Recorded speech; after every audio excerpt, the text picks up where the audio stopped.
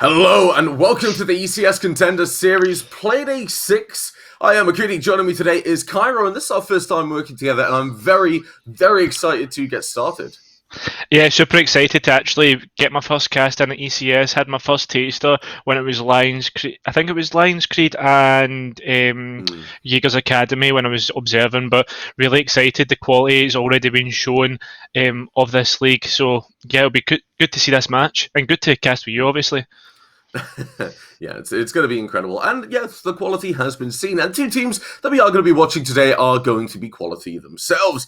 Rucket Gaming, they've been very strong as we've been going through so far. When you also take a look at Aqualix as well, they've both been a team that have been performing very strongly. Both teams, I feel, are going to be coming into this looking to really excel. Looking at the statistics that we have on the board, we can see a couple of times that Matt's, Sky, and Pornaf, they have their ratings. You have the information you can see, but there's not really too much to talk about, in my opinion. So I'm going to talk generally. Yeah. Rocket Gaming, they're a team that I've seen, they're able to bring up the mechanics whenever they need to, really. They've been a team that have been very comfortable going to the more fragger-heavy maps, whereas Aqualix, they tend to favor those strategies.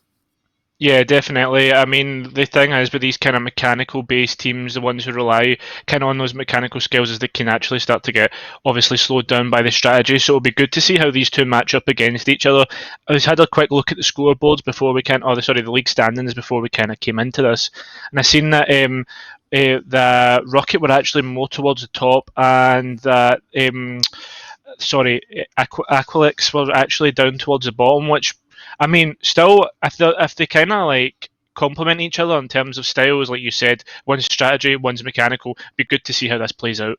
Exactly. And I'm thinking when I look at these games, this is something that I've kind of been... I always love the matchups between the strategies and the mechanics, because then it really gives you an opportunity to work out which is better, or who comes out better in this. However, we are going to be heading to maps that aren't really going to be benefiting that mechanical style. We are going to be, if we could get the map bans up very soon, going to be heading to Villa and Cafe. You can see Theme Park and Consulate being taken away. Then Coastline and Club following.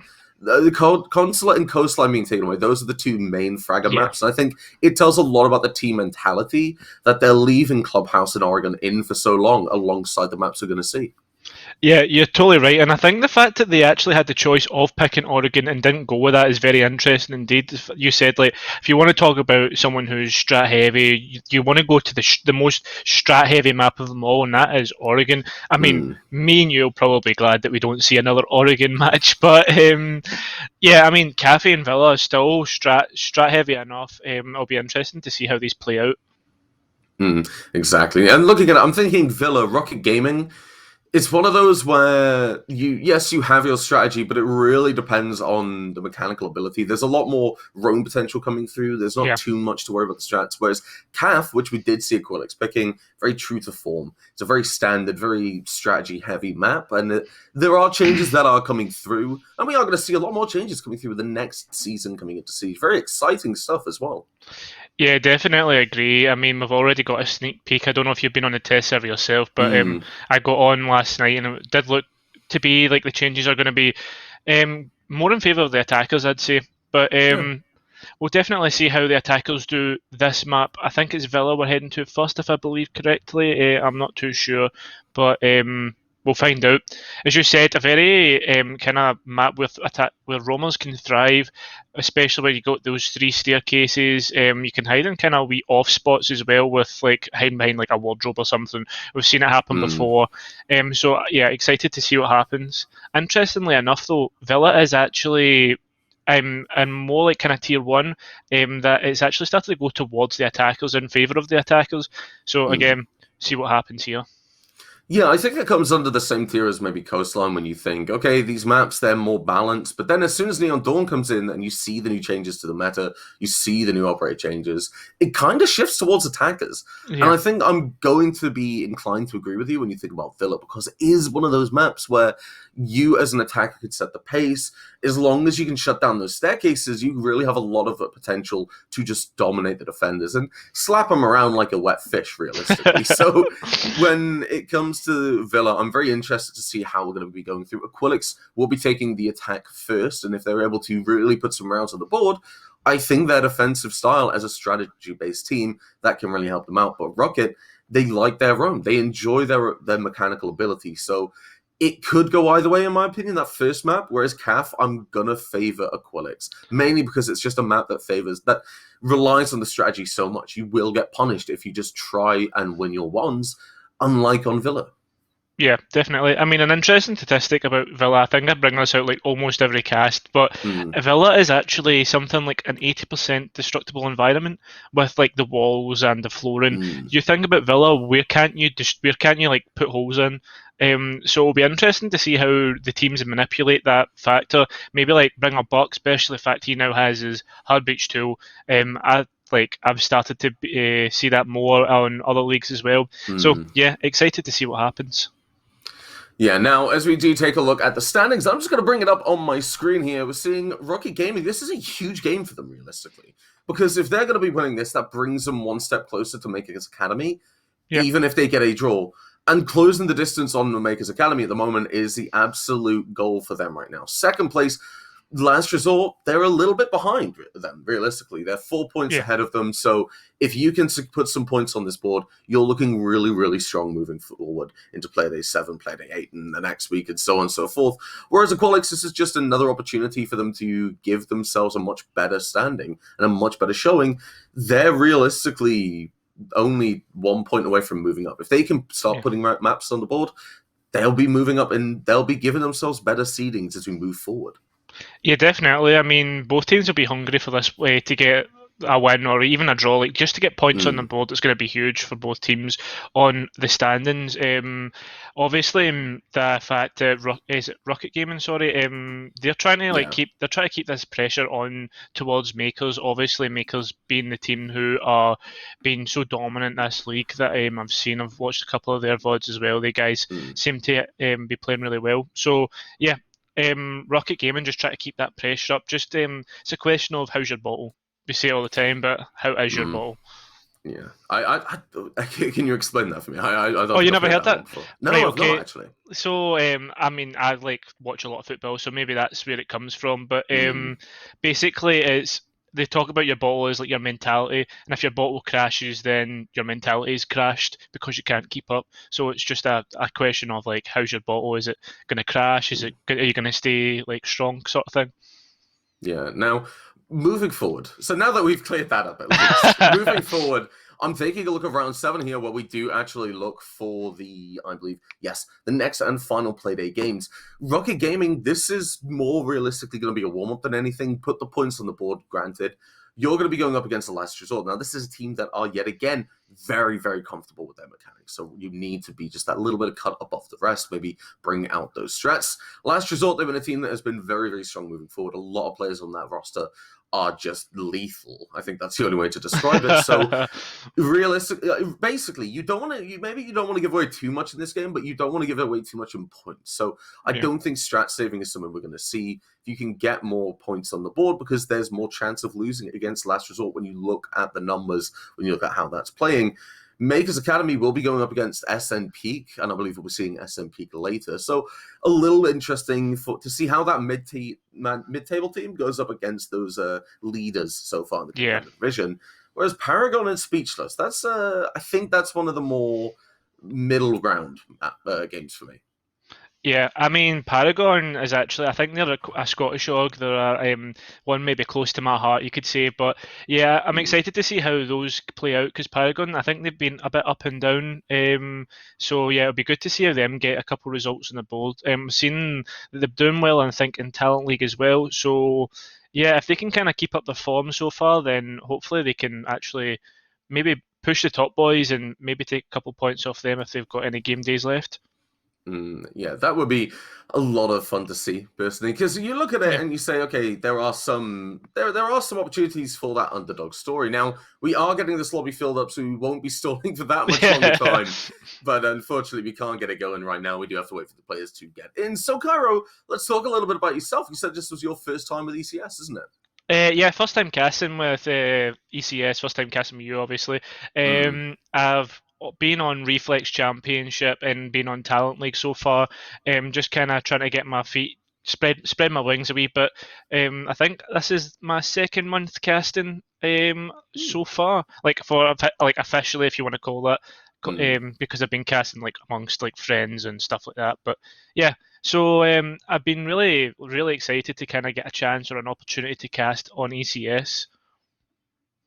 Yeah, that makes a lot of sense. There's a lot of good names coming through and a very high production quality, like you mentioned. So Yeah. while we have the opportunity, a huge shout out to our producer Grissom, who is making all this graphics work. I know I could not do it. I'm just here to show up. I show up, I talk, I go about my day, but you got the producers, they work tirelessly alongside the admins to do a ton of work. Our observer, which is going to be Noah, I do believe, making sure that we actually have something to cast over. So a huge shout out to those guys for making it look absolutely beautiful.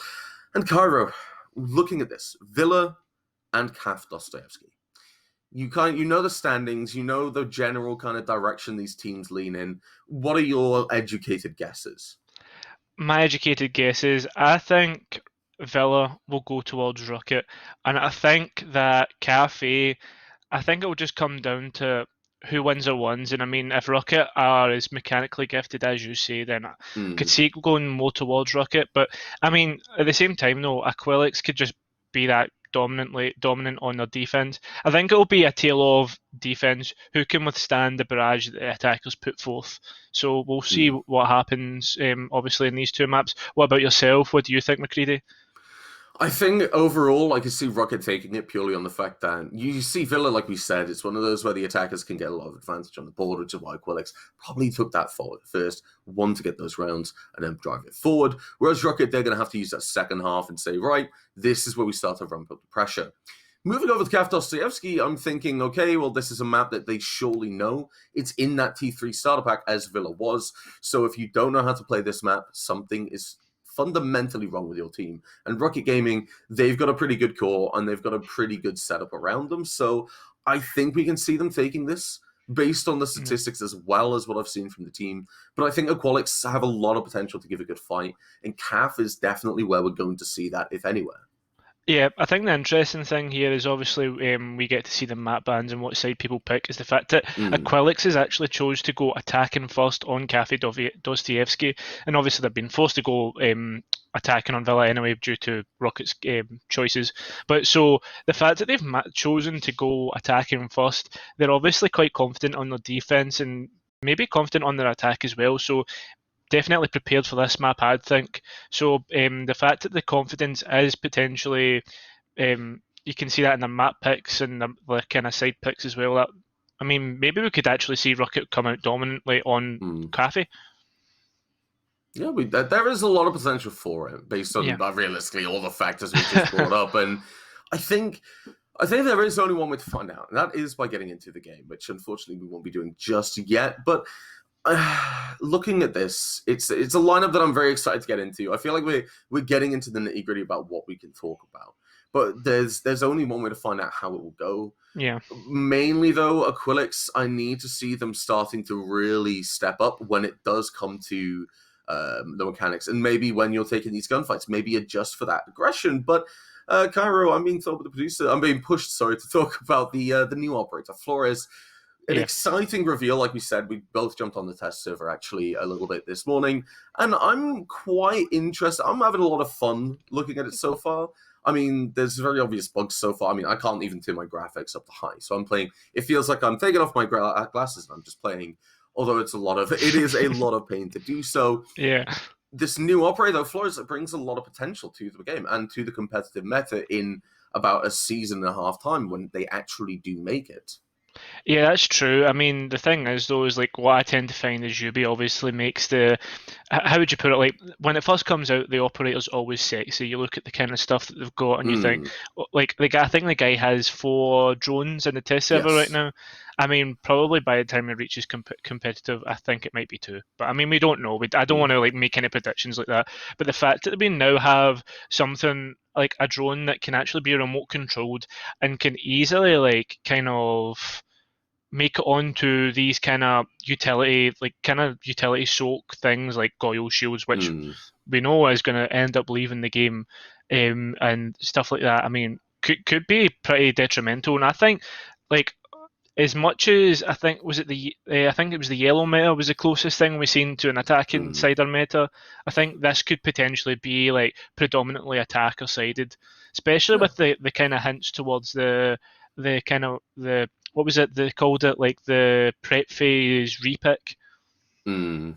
Yeah, I think it's essentially just an extension of six pick Yeah, into normal standardized play, and I think I'm quite interested in about you see what's there, you're changing it up. Honestly, when I think about this change, yes, it does favor the attackers a little bit more, but Ubisoft themselves, even in that podcast with Get Flanked and Zeronic yeah, on the Logic Bomb, they did talk about sometimes you can intentionally unbalance something just to make it a bit more fun, yeah, and that's kind of the approach I feel they're taking because you have all this, the changes to the 20-second meta have come through. A lot of people find it quite stale. But then they're saying, okay, we're changing ADSs, we're changing this stuff, changing that. We're having a Runian, so you can still play that 20, try and lean into that utility denial if you want, but it's not going to have that much of an impact. The attackers have a lot more routes to deal with, and the way that the defenders are changing is changing in such a key way that you can't really say it's going to be defender-sided anymore, yeah, especially with all these changes. I'm really looking forward to it, and I played it, and I think Flores is actually in a good place for balance so far. yeah, Obviously, we have to play a lot more with it. We have to see a lot more, see a lot of the exploits, the fallbacks, because I found it's been good, especially at clearing utility, finding kills. However, not so much maybe. So yeah, I think they'll go down into that kind of Twitch role of if you bring it, it's for the utility. You don't bother about getting those kills. yeah, But I think the biggest thing to remember right now is what happens on the test server isn't what's going into the live. It yeah. might, some things might go in, but it is subject to change. Definitely. I mean, the thing though is though it's quite interesting is the fact that like Flores, although he is very good at clearing utility, he also promotes quite highly kind of teamwork ability because the Mm, thing is you've got to remember is the fact that once you place that drone, it's stuck, it's bulletproof. You can't do it. You're gonna have to run. So if I say to like you're kind of watching the doorway or something. And mm, I place this drone, you could be like just waiting for this man or the whatever operator it is to just kind of run out from where they are, and then just what they could do is like you could get this kill. mm. So you know what I mean. So it'd be quite interesting to see what happens with the fact that how he promotes this kind of work together. Yeah, and that's quite interesting. But the biggest thing I really want to talk about is the changes to these mirror windows and to the Maestro cameras. Because if you melee the Maestro camera, it just goes blank. Yeah, And you have to open it up, you have to expose it to shoot through or to ping. So I feel like that balances it in a very nice way. That you're not just looking at a Maestro camera with 20 seconds left to plan, knowing that they have a live feed. You yeah, actively have something to do about it. And the way with mirror windows, it is still a risk reward because you can black out parts of the screen with melee, but you've got yeah, to get up to the screen. You've got to deal with that these defenders. See, study on Villa, the map we're going to see. If you have on that game's wall a mirror window, you still have to get into study, which is a horrible, horrible kill box. Let's be honest, Kyro. yeah, definitely. I mean, this is the thing though. I don't know if you've followed the account, but there is one account on Twitter. I think it's like Zetro or something. Have you heard of it? I don't think I have now. So like this person kind of like makes concepts and stuff like that and plays around. I don't know how they do it. It's like some of the Mm, stuff's quite cool, but they kind of like floated that concept as well. So maybe in a few other like kind of reworks as well. It's actually quite cool the fact that like some of the stuff that they've floated into the community has actually made it into the game now. But Oh, is that the map rework yeah, person? yeah, Oh yeah. yes, no, I do know what you're on about. Yeah, it is very very obvious similarities, which they've even posted themselves. Yeah, exactly. But my point was is the fact that they actually put up a mirror one that was something similar where they like make the mirror a kind of like screen. That screen then can be like hit by Thatcher gadgets, etc. Um, Oh yes. yeah, so like the fact that they've managed to put that onto Maestro cameras as well is going to be huge. Maybe a bit of a Mm, nerf to Maestro, in the sense that like, well, I say maybe it is a nerf to Maestro, but like, I mean, it kind of makes you one, it kind of poses that question of where do you put the Maestro cameras now? Because if mm, you go for that, and if you put it too near like a plant spot, they can just knife it and they can plant quite easily, or come off the plant and just shoot it when you try to shoot them back. So yeah, mm. I I quite like think the look of it. Oh, yeah. I think that's where it comes into the case of it's Ubisoft trying to take a lot of the power in Yeah. these final stages of the round from the defenders away because you still have to go up to a maestro camera. I don't think it's somewhat that much of a nerf. You have to get up to a camera or a window. And Yeah. if your defenders are playing it more than just, oh, I'm just going to dump it here, then you have the ability, you have that live information of you can push forward. If you have it by maybe next to a doorway or just inside a doorway, someone holds the angle because you know they're going to be pushing up. Somebody should be on that cam. So you're still exposing yourself. There's still that risk and reward, but it kind of leans it towards the attackers a little bit more because let's be honest, if Maestro came out today and it was like you can see through these shields, it's still bulletproof. You can still see through it. Yeah. Do you think that would have actually made it to the live server? That's an interesting question to pose. Hmm. I don't know. I mean, the fact, do you know, I was just going to talk about, like, we're talking about bulletproof gadgets and stuff like that. I just was Hmm. going to ask you another thing. What do you think of the Melissa nerf? I'm not going to call it a nerf. I'm going to call it a rework. I think Yeah. it's what we see a lot of other operators. It's not necessarily a nerf. It's putting them in the place they should have been on release. Yeah. So you think about Legion. Yes, it was a nerf, but in my opinion, and from a competitive perspective, he should never have been in that position in the first place. He shouldn't have had the power over a map that he did. So it's kind of bringing them to the place where they are. And with the Melusi, you still get the device. It still falls into that role, which I talked about, I believe, on Twitter with a few other people. It falls into the role of the trap operators. Yeah. You either have to interact with it in some way, you have to impact it, destroy it, use soft breach, hard breach, whatever, or you step into it. You're just adding bullets to the list of vulnerabilities that you have to it. You're still triggering it. It's like Capcan traps and Legion mines. Yeah. You either shoot it or you trigger it, or you waste more utility trying to get rid of it. There is no way in which a defender will not know somebody is coming from that position. Granted, the audio can be lost, but there is a lot of potential there. Someone can just hear it. So I feel that is also, she's being put where she should be because you've got to step inside if you want to deal with it, or you've got to use that hard breach. Either way, it's a very obvious interaction with the gadget. The defenders can say, oh, they're over by this position. Yeah, totally agree. I mean, the whole thing with it, like, I totally agree with everything you've actually just said. The fact that Melusi managed to make it into the live kind of environment with like in competitive and stuff like that, with like a totally bulletproof gadget that you have to either knife or explode is ridiculous. Because I mean, we talk about Siege and the fact that it's an FPS and stuff like that, but it's completely the opposite of CS:GO, where you can't move to shoot. Like in Siege, you have to move to shoot. Like, you think about it, if you were to like just use your mouse, I mean, you couldn't really if you had to like kind of do the CS:GO movement.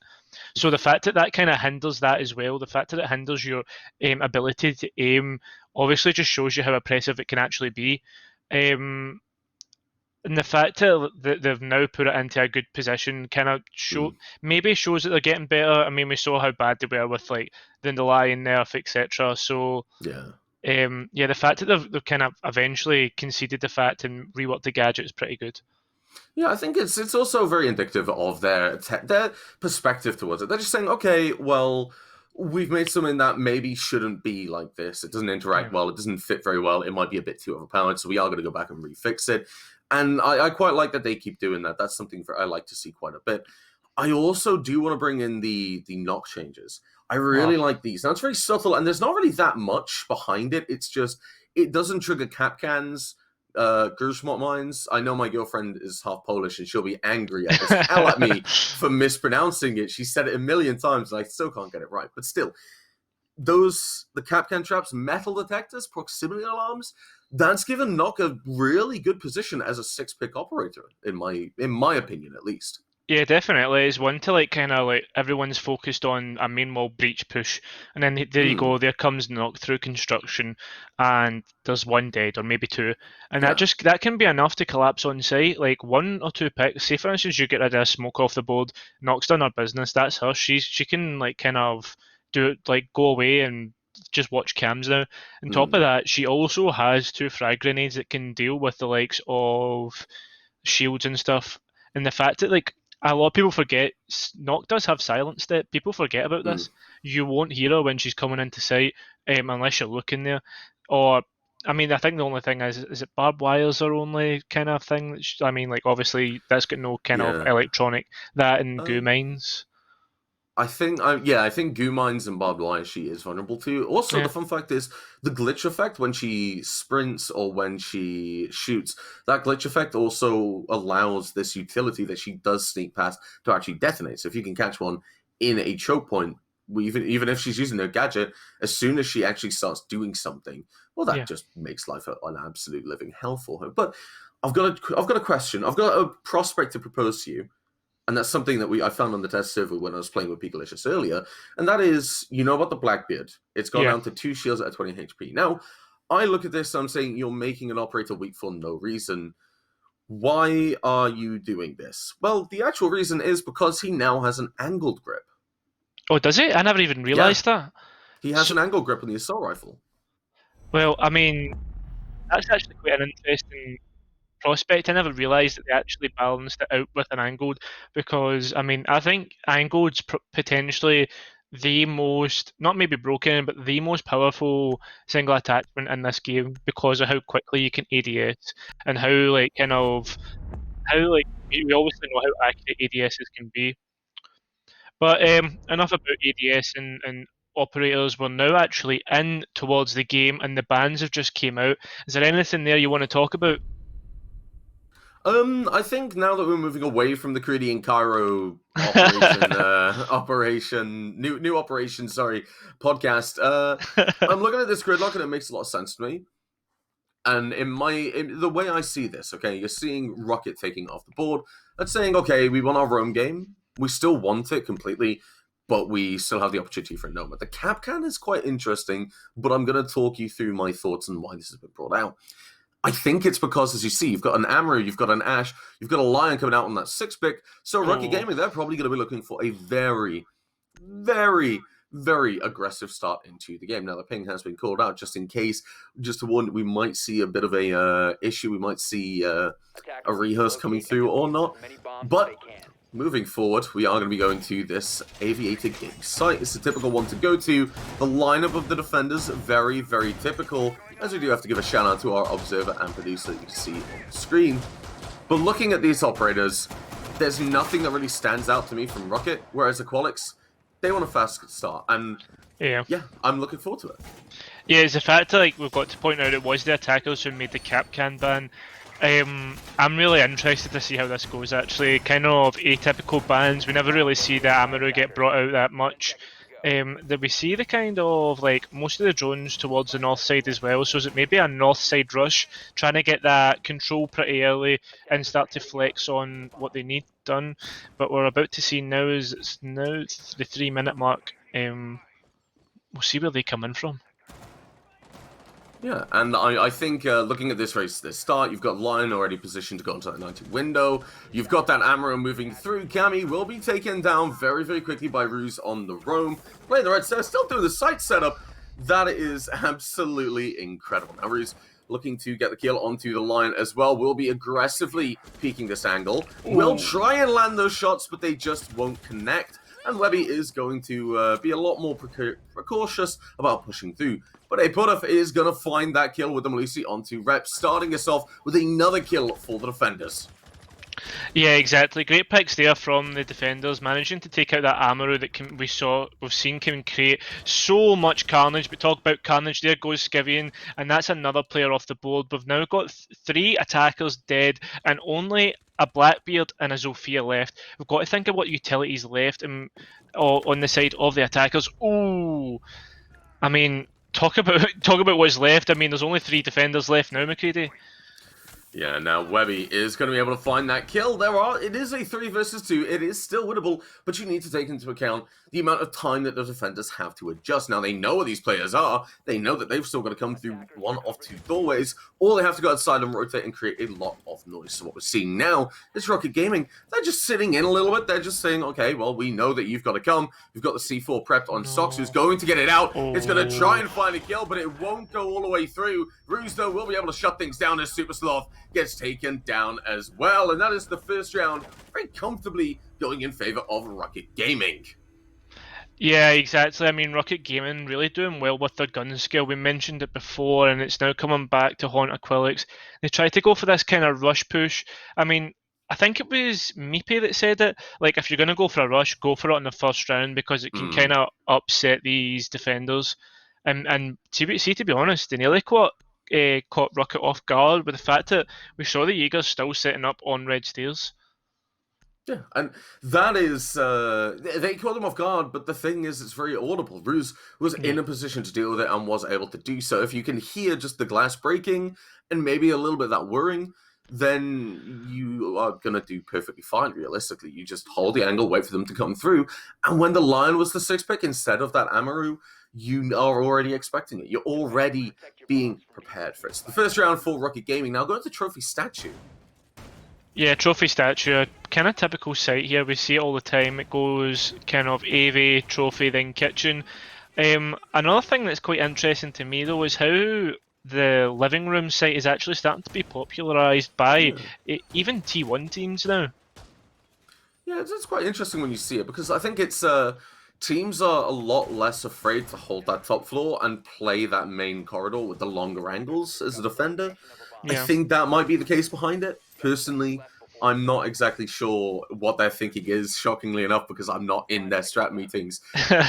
But when I look at this site, and when I also look at, say, mining and dining in Kaf Dostoevsky, our second map, I think the biggest problem for the defenders is you can't lose that first gunfight. You cannot lose the map control right above the site. Like first gunfight meaning the first entrance into the map. Right now, we're going to see Cammy having the opportunity for a study push. You can go for that roam clear, but instead of a roam clear, it's just a complete control of that top floor, and then you start doing the vertical very early on when you think about living and mining and dining. Yeah, exactly. Well, I mean, it looks as if the attackers are going to go somewhat aggressive again as we see. Oh, is that two defenders down there trying to contest those attackers? We see Hmm. now, it looks like Aqualix's plan is to somehow get control of bottom floor, but they're going to actually lose Webby to a down but not out state. He's going to throw a C4 just to finish him, and there we go. That's one player off the board, and unluckily enough, it's a Zofia. Yeah, now the bottom floor roam clear is something we were talking about, or just the roam clear in general, and that's something that Aqualix, they've suffered already on. They've lost a player, and now they're kind of thinking, what do we do? The rotate has been called, but a very long way, and that's because Cammy is actually going to make use of a very, very underutilized part of the map. They're going to be going in through this off-barrels entrance in the crypt tunnel. It's something a lot of people, I don't think, even realize exists or know how to get to, and as such, we're going to see Cammy very aggressively going for that wallbang, starting in with the Ash, or not with the Ash, sorry, with the Twitch, holding the angle. This flank with half the round left has a lot of potential, but with the glass being taken down on Cammy, Ruse is just sitting absolutely pretty. Yeah, I mean, I think I was about to say, like, I don't think Cameron needed to waste so many shots onto that camera there. Maybe give away his position, but Hmm. I mean, there we go. Rocket's just gonna finish off the round with that flurry of kills we've seen coming out after that kill. Yeah, I Hmm. mean, what can you say about that? Just pure gun skill, just pure mechanics. I think it's mainly we need to talk about Socks down below with that with the shotgun SMG downing Yeah. that player very, very early on. As soon as that happens, we're seeing Aqualix. They don't know what to do. Yeah, exactly. I mean, Aquilix like all out of answers. They just seem to be kind of almost just rushing it and not kind of putting a plan together. I mean, we can't say that rushing isn't a plan because it is a plan, but it just seems to be like they were all stocked up on that kind of laundry door, and then the mute was just left to like get his pick, threw the C4 out. No one kind of wanted to deal with that C4. They just ran away instead of like doing anything. Good thing is though that Zofia couldn't get up herself as well as obviously Hmm. due to recent changes. We'll not talk about too much. Well, Yeah. moving on to like this kind of kitchen site though, I mean, the importance here is this vertical control from the defenders, and if they lose it, the kind of retake that needs to come out. Yeah, I think looking at this right now, there has been two deaths in Rocket Gaming, and that has been the very, very first round.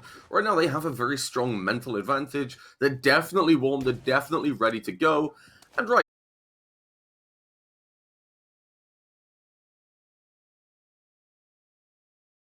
They're not really going to be able to answer this question by Sucks is how quickly you're going to die, and it's going to be answered very, very early. Rep is able to find another kill and take away Mjambo onto the defenders, actually taking control of site as Ruse finds another frag. Rep, though, is literally in dining, doesn't have the diffuser, and I don't think the defenders are actually aware. Aegon might be a little bit suspicious and will find that kill, bringing us to a 4 versus 2.